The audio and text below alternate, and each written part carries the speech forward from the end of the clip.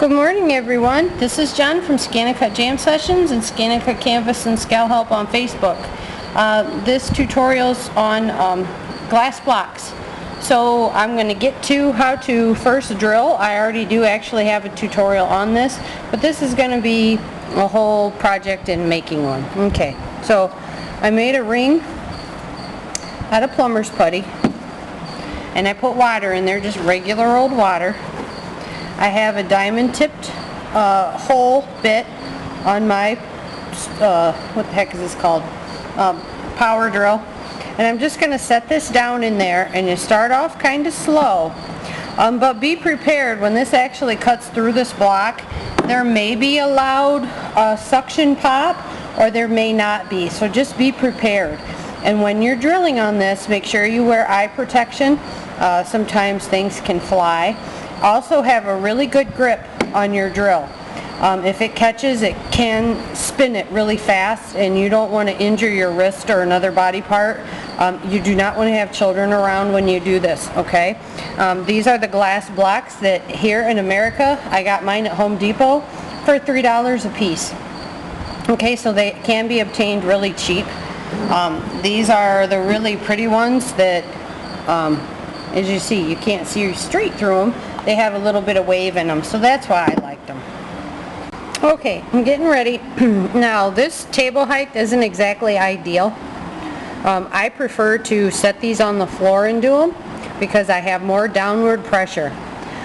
You don't want to push too hard. You do not want to fracture this glass, but you want to put enough constant pressure that this thing is not slipping around. Okay? So figure out where you want it, and I want it as close to the corner as possible, and as you see, it wants to kind of slip a little bit. But I'm going to put some downward pressure on here and start her out a little slow. Yeah, there.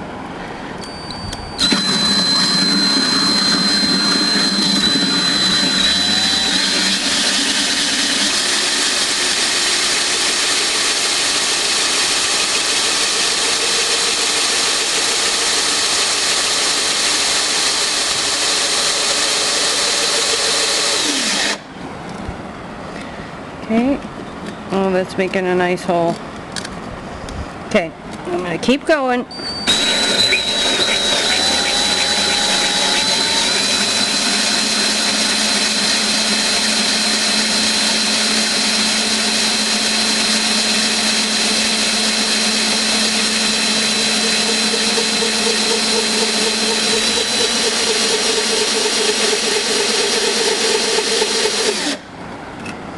Let the bit cool off a bit. That's what the water's for. The water keeps the bit cool.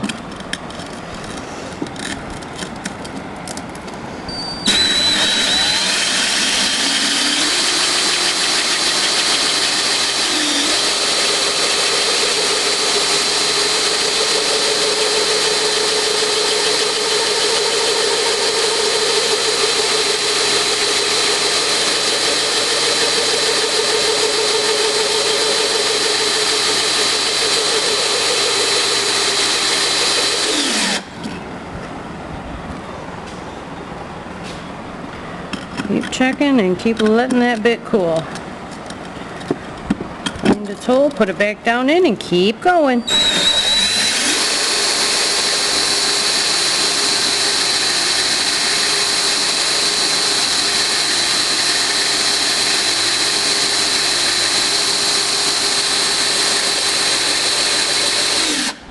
Okay, you see the water draining down. There. So we have a hole. I'm going to keep going.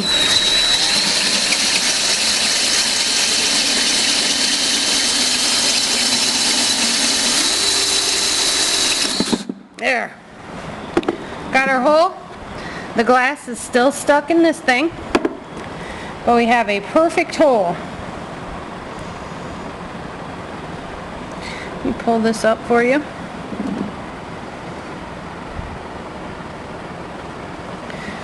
Hopefully you can see this. Yep, you can see it. I'm going to go ahead and clean this up a little bit, and I'll be back to show you.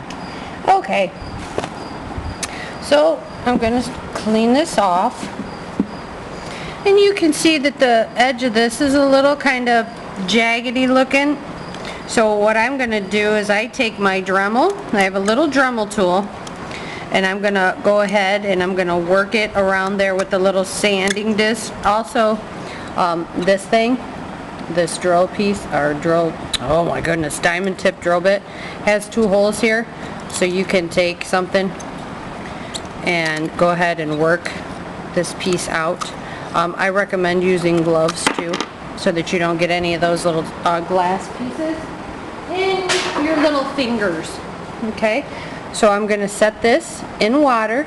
It's not hot at all, but I'm going to set it in water and clean that off. Okay, and I'm going to get ready to do my next one. But I'm going to clean this out. I'm going to float it in a bucket of water so that all the yucky inside stuff cleans out. Most of the glass blocks that I cut will be frosted with this, I call it like fake etching or fake frosting. You can just spray this on, because a lot of times cleaning the inside of this, you don't get it all off, but when I put it in a bucket of water, you know, I'll make sure I slosh it around real good and then take the garden hose and spray in there and really, you know, try to get it all out as best I can. But I'm going to take my Dremel, I'll go get it and show you how I do this. Okay, so I have my little Dremel and I have a diamond pit, I have a stone tipped sanding bit. I have the variable speed one, so I'm just going to go in and hit this edge a little bit.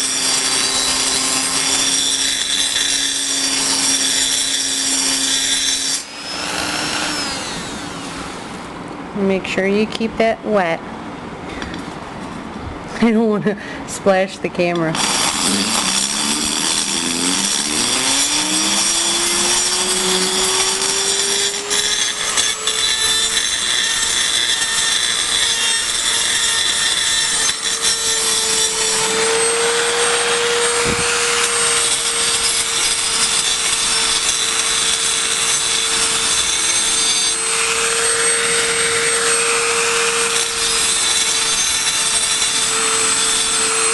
See, I get real messy when I create.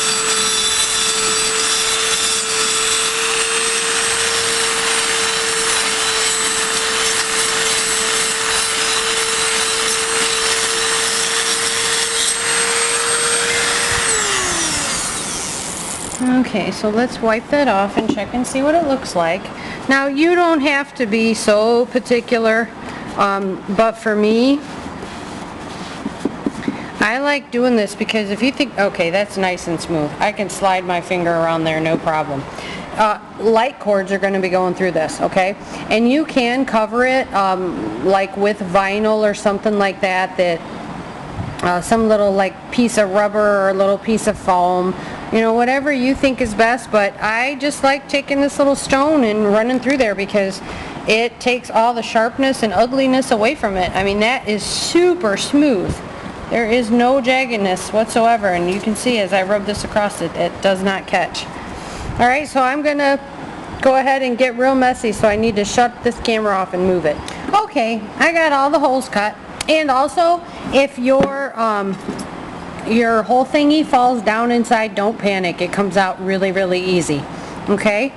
Alright, so you get your hole cut, and you've got a couple skips across there from the drill bit.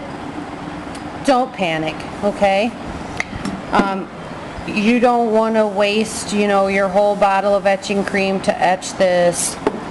You don't want to use this on the outside because it scratches off real easy. You don't want to use a whole sheet of vinyl. What do? Well, cheapskate Jen, get some 60 grit sandpaper and put it on your electric sander. Ready? Here we go.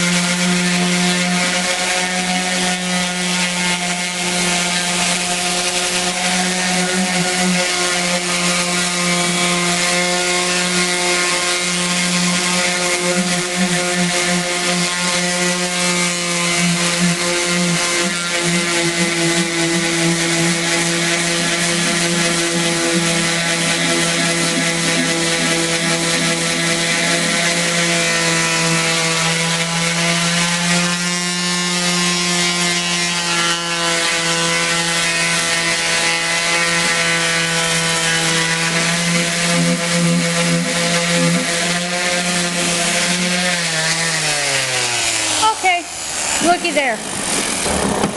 That looks pretty darn good. Okay, you can still see the junk on the inside. But it's taken on that etched appearance, but it is so silky smooth. Okay, so it looks like I can go over it and keep getting it some more until it gives the appearance I like.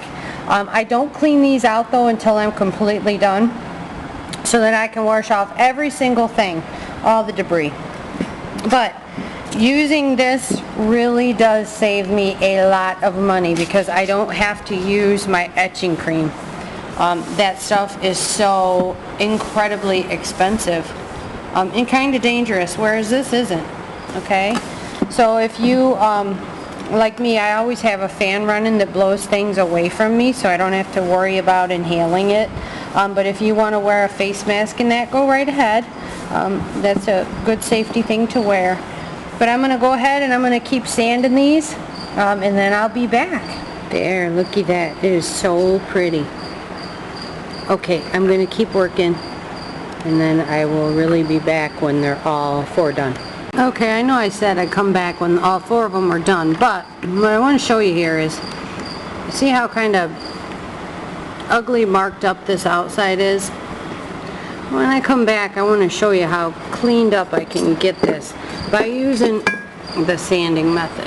See if we can get it in the light there. There. See all those kind of marks? When I come back, I'll show you the same hole after I'm done sanding it. Okay, here's the same block, same hole, and as you can tell, there are no scratches left anymore, so it's a really good thing to clean up all those little scuffs. Alright, I got 1 more to go. Okay, so I have all my blocks. I brought them in, or I went and cleaned them all off, stuck the towel inside them, dried them off, you know, used the bottle brush, cleaned it all off. So I brought them in, got my vinyl, got it all weeded, so now I use my low-tack transfer tape, weeded the design, put it on here. Now let's peel it off. Because the fake etching, the sanding of the glass is permanent, I don't have to worry about it coming off. So I can put the design on there, and it's permanent. Don't have to worry about scratching it, nothing.